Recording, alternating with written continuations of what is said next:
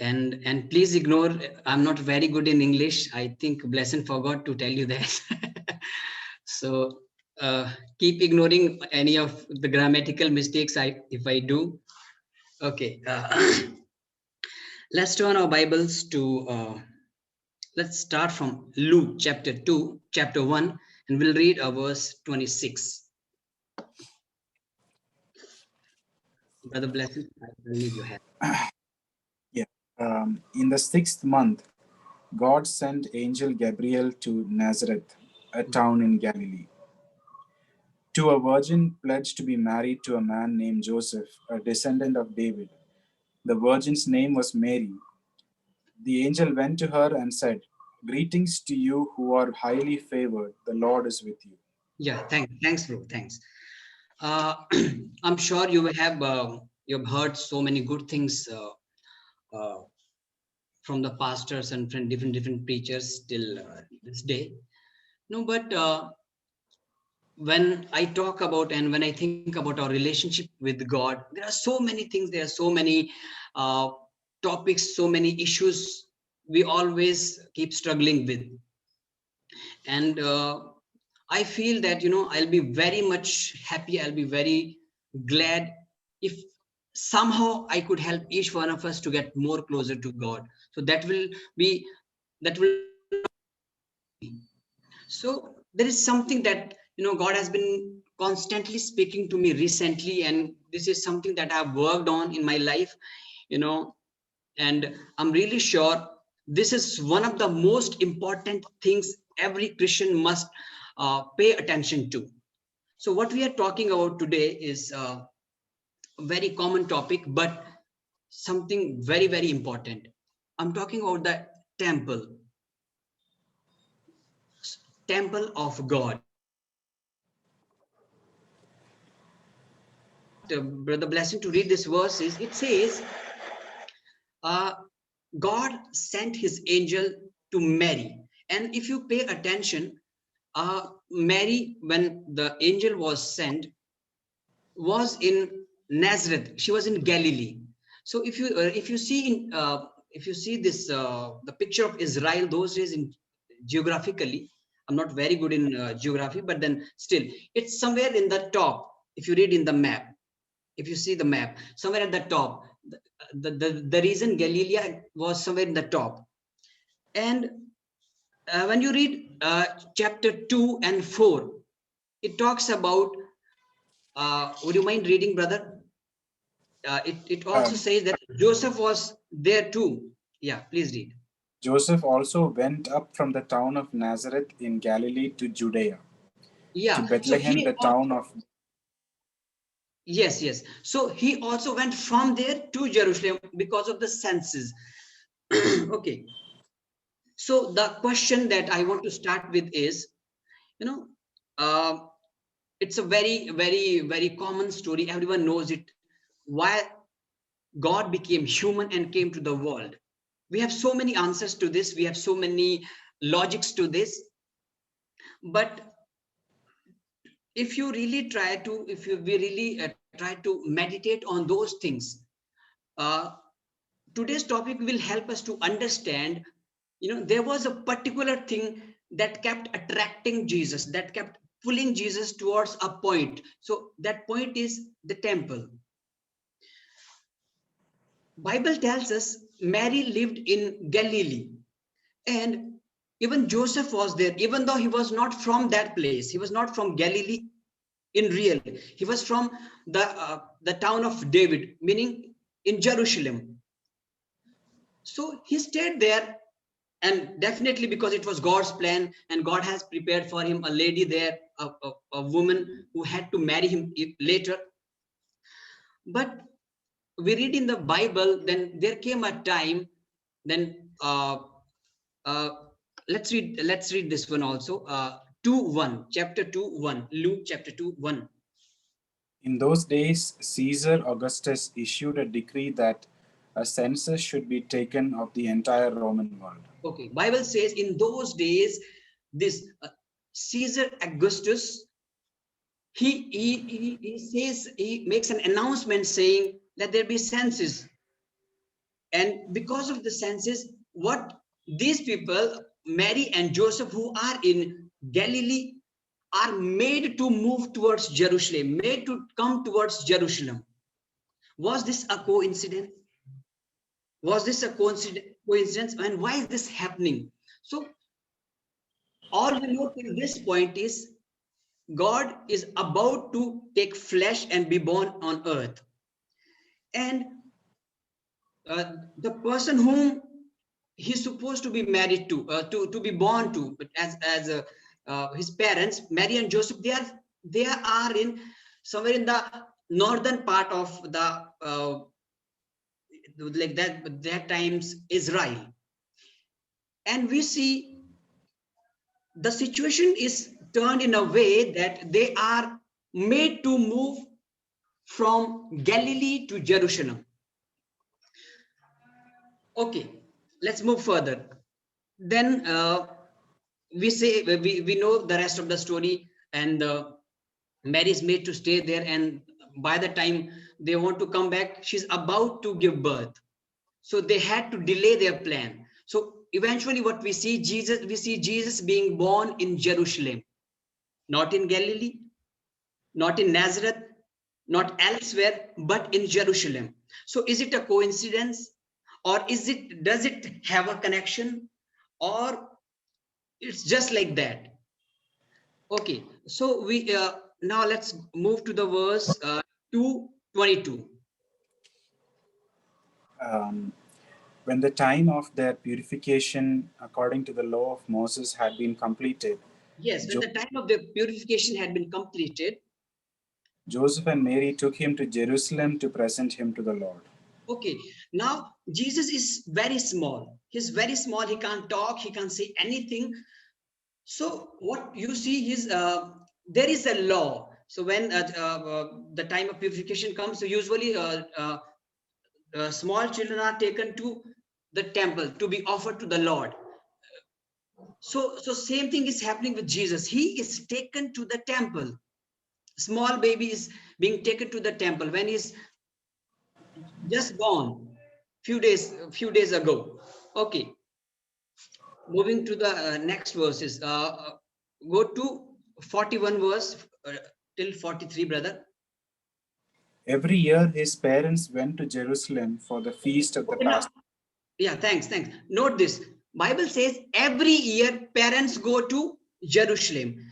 So I'm not saying Bible say that Jesus went with them to Jerusalem, but I assume he was with them to Jerusalem.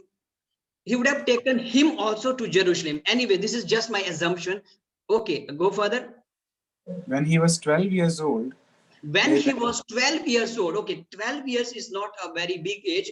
It's not a very mature age that 12 years child does not understand everything in human understanding, but he was a God born in flesh. But when he's 12 years, okay, what Bible says is, go further, please.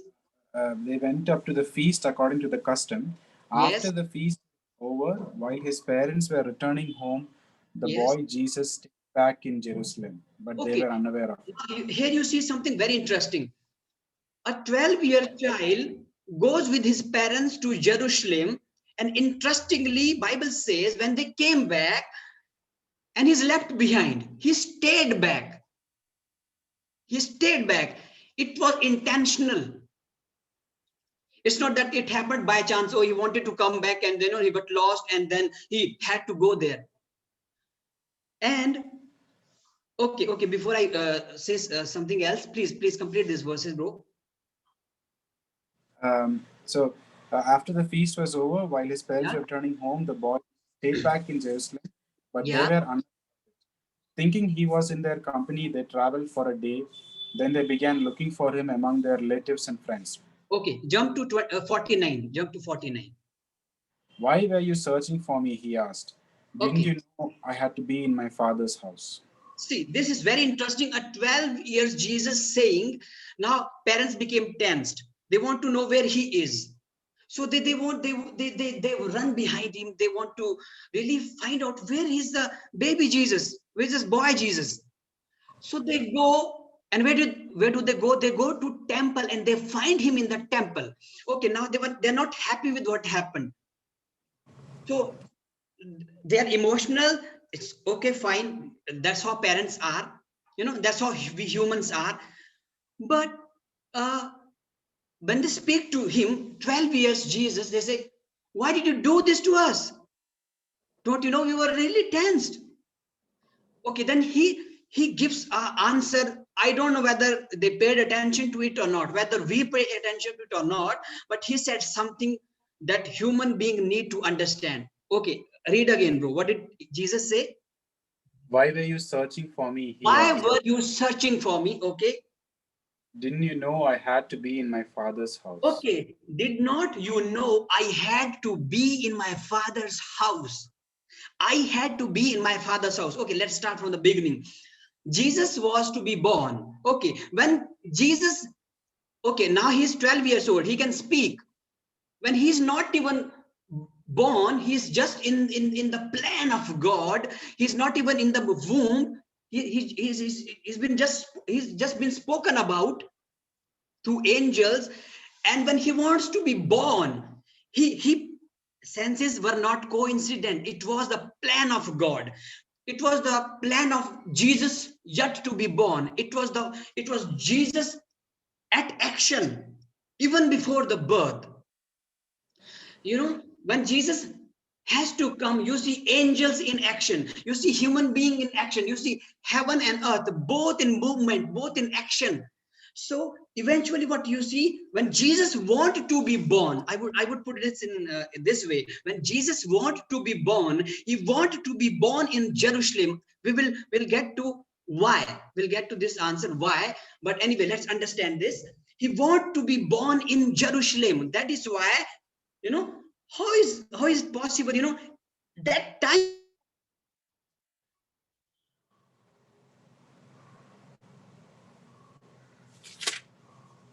works the whole thing out. Heaven stand together, earth stand together, and everything has to come in connection. Hallelujah. So that's how it works. Okay, then what happens now? This Jesus is born and he's 12 years, and he tells his parents, don't you know I have to be in my father's house, meaning I have to be in the temple, in the house of the Lord. Okay. uh, then what happens? It's a very long story. I don't want to go to details. Then he goes back to Galilee, where Jesus ministered.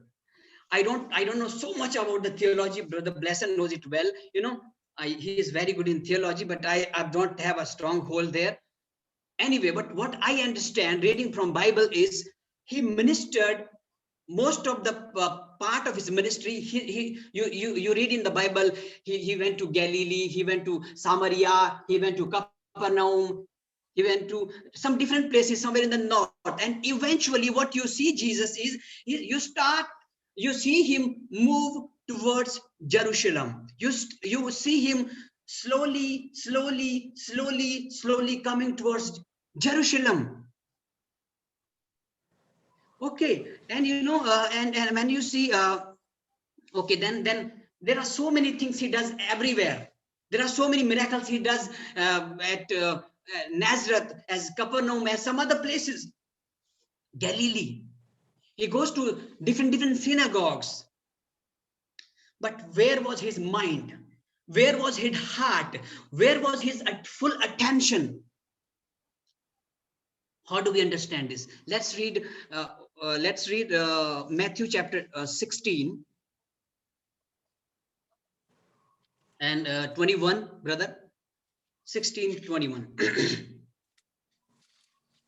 Um, from that time on, Jesus began to explain to his disciples Yeah. that he must go to Jerusalem and Okay. suffer. Just hold. Thanks, bro. Just hold.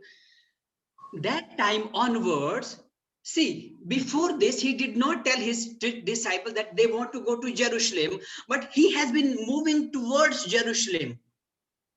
And you see, right from even from the birth, he's interested in Jerusalem. He's interested. What is okay? So here you see, he starts telling his disciples that we want to go to Jerusalem. And not once, not twice. He tells them 3 times. I don't know, they paid attention to it or not. They understood it or not. I don't know whether we understand it or not.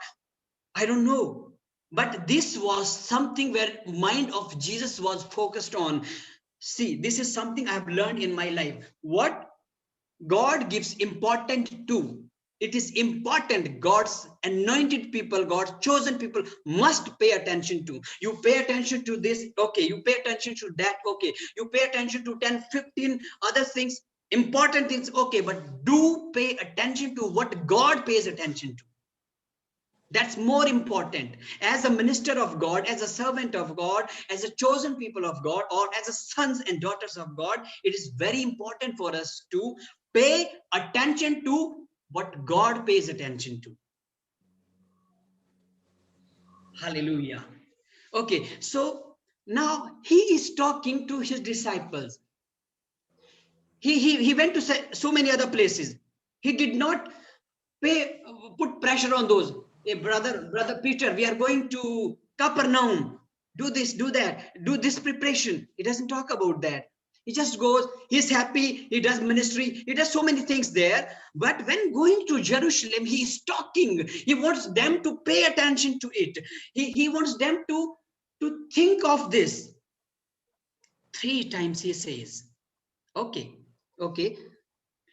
Read from 21, chapter 21, 1, 2, and 3. As they approached, Matthew 21, 1, 2, and Yes, 3. yes. As they approached Jerusalem and came to Bethphage on the Mount of Olives, Jesus sent two disciples, saying to them, "Go to the village ahead of you, and at once you will find a donkey tied there with a colt by her. Untie them and bring to me. If anyone says anything to you, tell him that the Lord needs them, and he will send them right away." Okay, bro, thanks. Yeah. Okay, now see, they've started reaching Jerusalem. They have started they're nearing Jerusalem now. What he tells his disciple is, go, there's a donkey tied there, bring him. See, he went to so many other places. There was no such preparation done. There was no such excitement seen. There was no such anything different seen in Jesus. But when going to Jerusalem, he's telling his disciple, bring the donkey. When he wants to go to Jerusalem, he wants to go in the donkey, not elsewhere. Every other place he went normally. He might have spoken about it, but he went normally. But what is so different in Jerusalem that when he wants to go in donkey? But what is so different in Jerusalem when he wants to be born? He wants to be born in Jerusalem. What is so different in Jerusalem when he goes to some other place? He's not staying back. When he goes to Jerusalem, he stays back. And he tells his parents, no, it was important for me to be there. It was important for me to be there. It was not just incident. It was intentional. Don't you know? I have to be in the house of the Lord. Disciples, we went to so many, disciples were very happy. Oh, Jesus performed this miracle. He raised dads. He did this. He did that. He multiplied breads. So that's what we also talk about. And we feel fascinated about all those things. But Jesus, in his full glory, in his full anointing, or whatsoever you call it, has something in his mind. It is a Jerusalem. It is Jerusalem. And you find him, the whole story of Jesus, it seems, is centered in the Jerusalem. So what you realize by this time is his time on earth was coming to an end. He was about to finish his time, and he wants to start from Jerusalem and he wants to finish in Jerusalem. And when he goes to Jerusalem, he is not just going, he's not just simply going there, he's going in a donkey. Okay. And also bro, can you read 23:37? Yes. O Jerusalem, Jerusalem, you who kill the prophets and stone those sent to you. How often I have longed to gather your children together as Yeah. a hen gathers her chicks under her wings, but you are not Yes. willing. Look, your house is left to you desolate, for I tell you, you will not see me again until you say, "Blessed Okay, is he thanks, who thanks, comes." thanks, thanks, thanks. When he looks in the Jerusalem city. He cries. He cries. He feels broken. He says he wept when he saw the city Jerusalem. He said, many times I tried gathering you as a hen gathers the chicken under the wings. I tried that. Do you see his connection with the city Jerusalem? Okay. Okay, and now let's pay attention to this particular verse again. Matthew 21 verse 12. 21 verse 12. Jesus entered the temple and drove out all who were buying and Okay. selling there. He See, now this overturned is the very tables. okay. Thanks. See, this is very interesting. He wants to go to Jerusalem, but the question arises where? Jerusalem is big enough. Whole Israel is very big. Jerusalem is very big, but where particularly he wants to go? Why is he so serious about going to Jerusalem? To where? Does he have a friend there? Does he have someone who needs salvation? He goes to the temple. When he is born, he wants to go to the temple. When he's little grown, he wants to go to the temple. He does not feel like coming back. There is something about the temple that God is serious about. There is something about the temple that Jesus was serious about. This time when he goes to Jerusalem, he goes in donkey. He wants others to know about it. He wants this to be known. Jesus going to Jerusalem was Jesus going to the temple. Okay, if I put this in a simple words, it was God going to his own temple. Okay, I would not call it a temple by then. It was a temple without God. It was a godless temple. Hallelujah. When you see Jesus entering there, he enters the temple and he does not find the temple in order. Okay, now if you summarize the entire story, why was Jesus born? Why did God come to the earth? When God came to earth as human being, became human, took flesh, his mind has one thing in his like he has one thing in his mind, that was a temple, his temple. Okay, when you say temple, there are so many things that you can talk about. There are so many things that come to your head, but temple is something that has always caught attention of God. When you read from the Old Testament, David had a very good house, and he thought, God has been staying in tabernacles and all. He had a desire that I must build a good house for the Lord, big house of stones and everything, whatsoever, gold, silvers, and everything. So he did that. Whereas Bible tells us, heaven is my what? Is my throne. Earth is my footstool.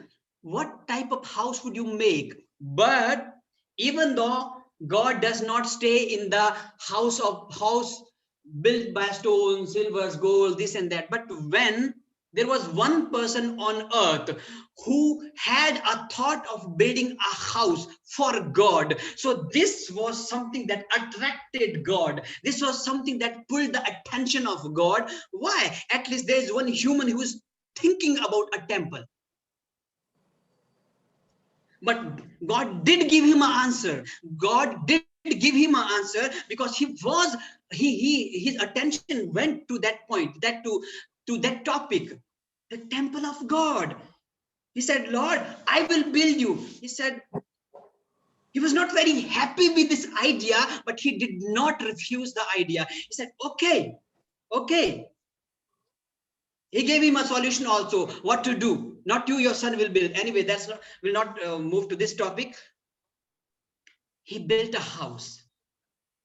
His son Solomon built a house. And you know what, we know the history, that the temple was again destroyed. Then we had new temple rebuilt, and that is the temple where where we see Jesus going to. And very interestingly, Every year you see people going to Jerusalem, people going to Jerusalem from everywhere, wherever the people from Israel had scattered, they used to come to temple. When you come to temple, or when you go to the house of the Lord, do you go imagining, oh, God is not there? Fine. Let's have some feast over there. It only happens in 1 year. So let's go, we'll eat some good food and all those things.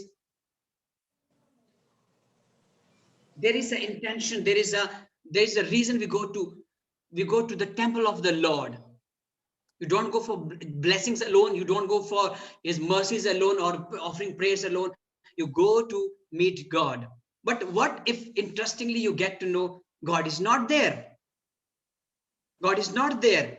The God who came down to to to his house, to his temple, is outside the temple, is moving around in Jerusalem, is moving around in Israel, and people are running to the temple thinking there is God. And God has come down to see the temple is not in the right position. Okay, we are almost to the end.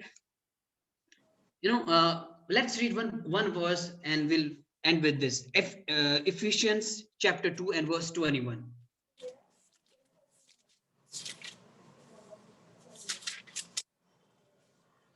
In him the whole building is joined together In him the whole building is joined together and rises to become a holy temple in the Lord. and rises to become a holy temple.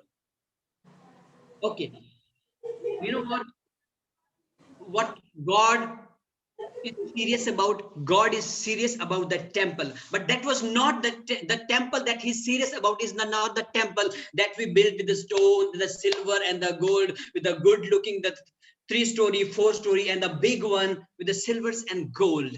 This is what God spoke to David. I don't stay. There is a God, there is a temple that God built. I'll tell you what, when you read Genesis, God does not need to work. But there's only one time in the Bible you see God running, God doing, God working hard. If you see someone doing so much of hard work, you would definitely ask, why are you doing? You're a CEO of the company. Why are you working hard? So when you work hard, so you find he has something he's very much attached to that particular thing. So he don't want any other person to handle it. So when he created human being, he said, no, with my hands, I will create them. My own breath, I will put in them. Whatever he created, he said, this all is under your control. Do you see the importance of what he created? He created human being to be his likeness and his image. He did not create us so that we become intelligent, we become smart, and we become everything else, but not the temple of God. No, he created us so that we can become his dwelling. He was not talking about the temple. The temple only represented our body. He did not want to be stay there. Bible tells us in 1 Corinthians, don't you know that you are the temple of God? Very, very sad. This is something that breaks my heart. When people come to us, what do they see? They see logics inside of us. They see knowledge inside of us. They see so much of Bible inside of us. They see everything inside of us. They see name, they see fame, they see money, they see health, they see intelligence, they see everything. They don't see God. Let's not become godless temples. There are so many people God sent to us. There are so many people, they want to see everything in us. But what we must give them is the God, the characters of God. If we have everything, we have silvers, we have golds, we have everything, we don't have God, let's not become such temples. And remember this.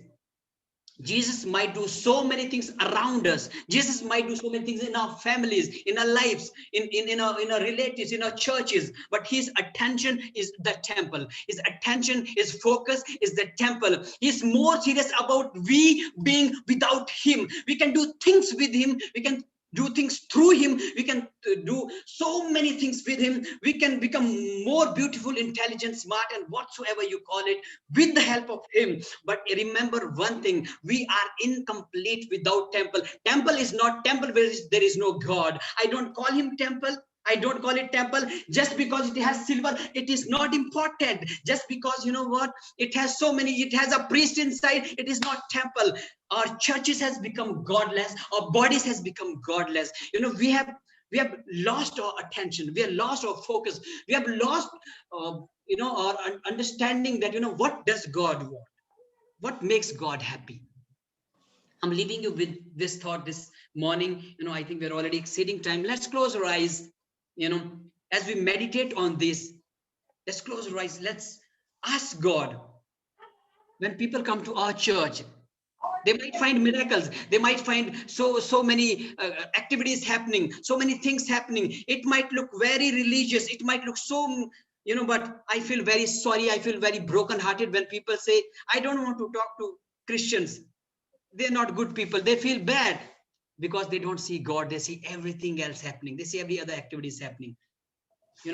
Let's give God time and submit ourselves to him. Over to you, brother Blessing. Over to you. Over to you. Thank you so much. Hallelujah. Thank you, brother Neeraj, for talking to us. It's a time of introspection that is, am I a dwelling place for Lord? Are there any impurities? We see whenever God sees impurities, he simply whips. When he went to the temple there, he simply started whipping. Let's save ourselves from being hit by God.